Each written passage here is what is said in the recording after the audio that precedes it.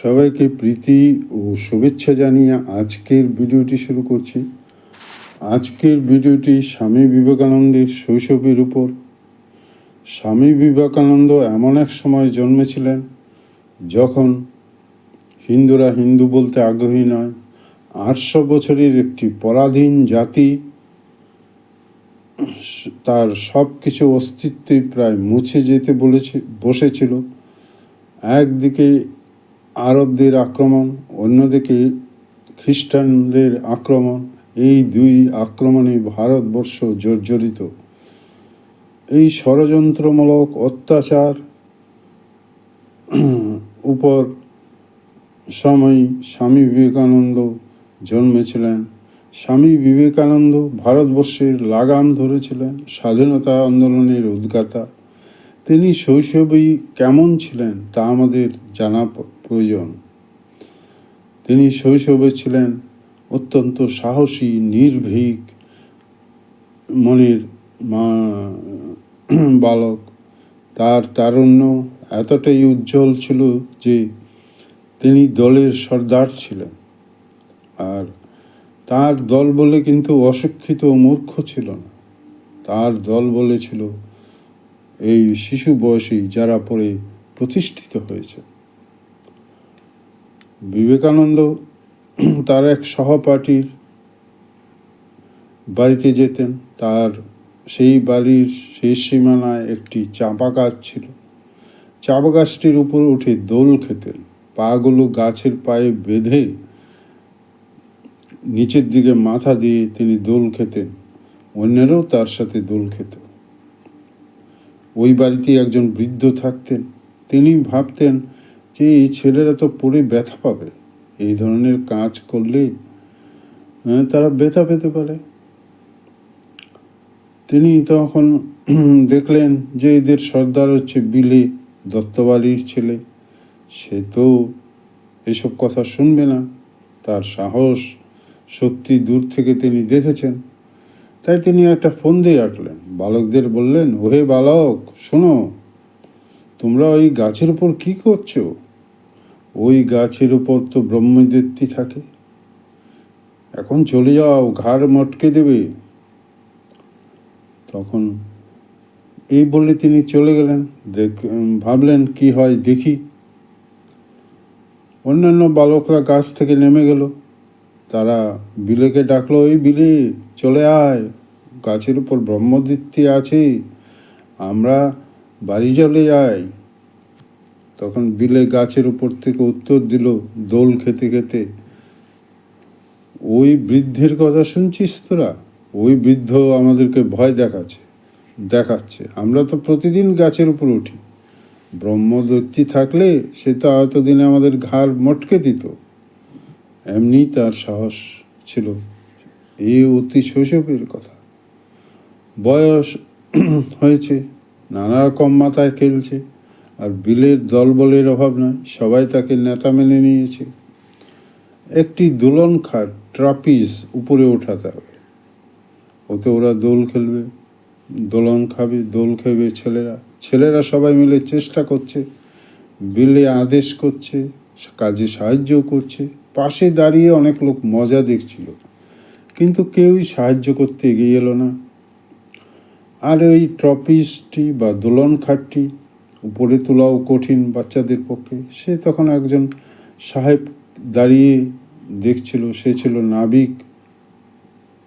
সে এখানে কলকাতায় এসেছে মাল জাহাজে করে।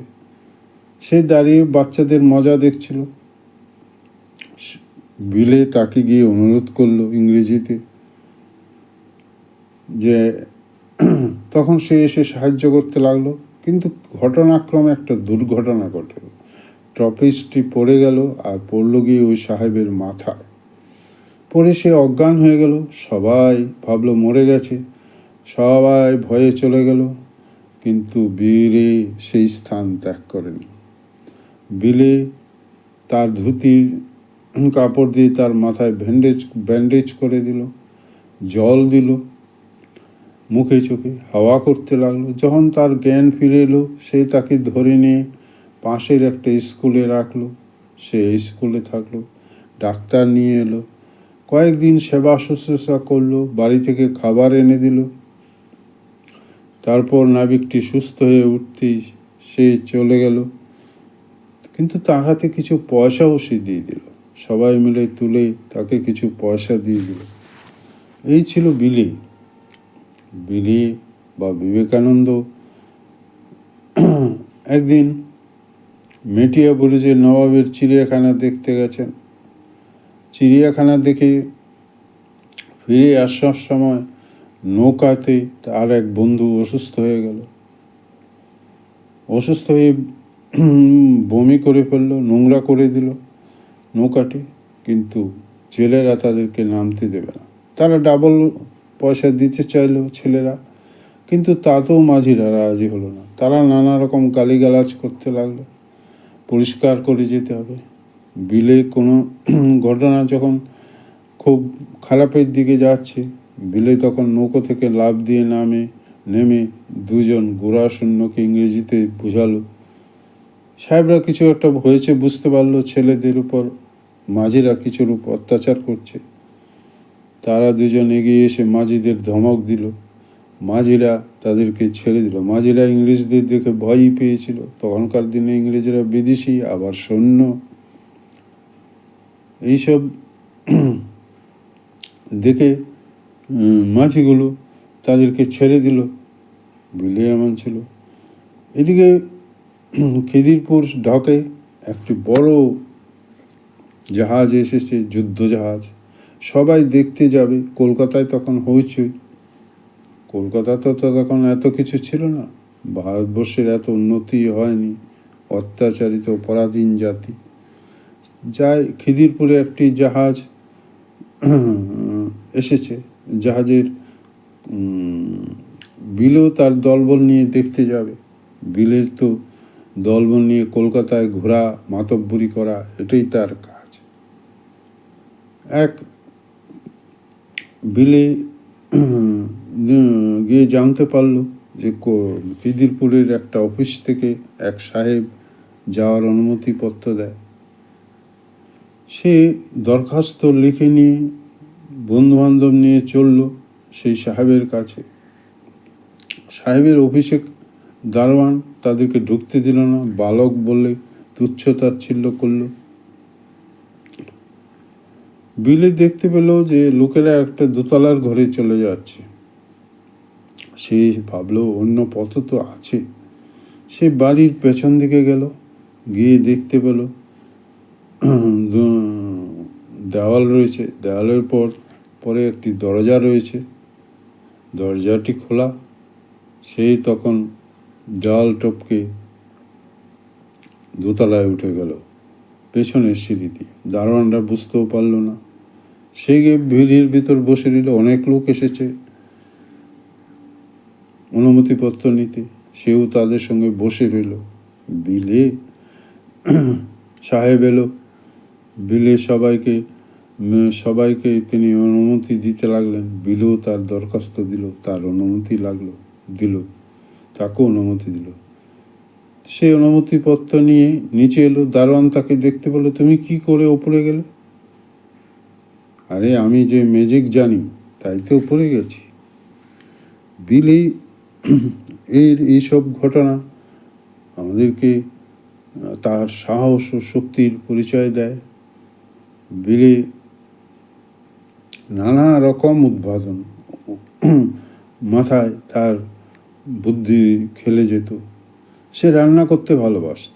তখনকার দিনে কিন্তু কেরোসিন তেলও ছিল না, গ্যাসও ছিল না, কি কয়লা বা কাঠে রাখতে হতো।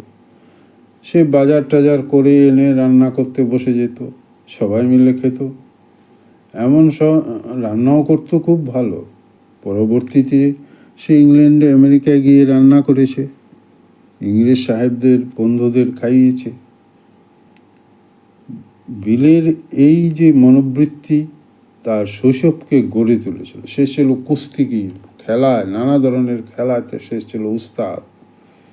ঘোড়ায় চড়া, ফুটবল খেলা, কুস্তি, ছুরি চালনা, ওসি চালনা, সমস্ত প্রকার বিদ্যায় আয়ত্ত তার ছিল। আর ভুবনেশ্বরী দেবী বা বিশ্বনাথ দত্ত এইসব কাজে বাধা দিতেন না। পড়াশোনাটাই তো বড় নয়, পড়াশোনা। বিলে রান্নাবান্নায় ওস্তাদ ছিল। বাজার করে মশলাপাতি এনে কয়লা ও কাঠ দিয়ে সে রান্না করতে ভালোবাসতো। সবাই মিলে বা সে খেত, প্রায়ই সে রান্না করত।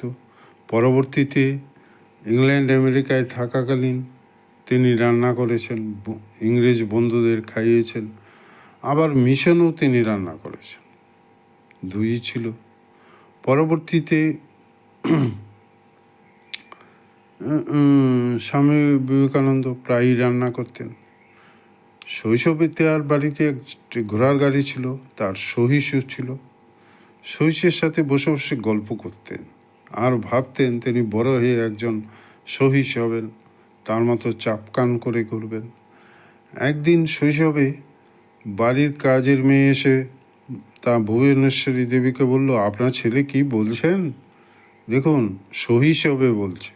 স্কুল থেকে ফিরছিল, মা তাকে টেনে নিয়ে গেলেন, বললেন তুই সহিষ্ণু হবি? তখন মাকে টেনে নিয়ে গেল শ্রীকৃষ্ণের রথের সামনে দাঁড়িয়ে বলল, আমি এই যে সহিষ্ণু হব। পরবর্তীতে তিনি সহিষ্ণু হয়েছিলেন, সারা ভারতবর্ষকে পথ দেখিয়েছিলেন। অর্থাৎ রথে শ্রীকৃষ্ণ বসেছিলেন, তাকে দেখে বলেছিলেন আমি ওই রথের চালকের মতো হব। তাই হয়েছে।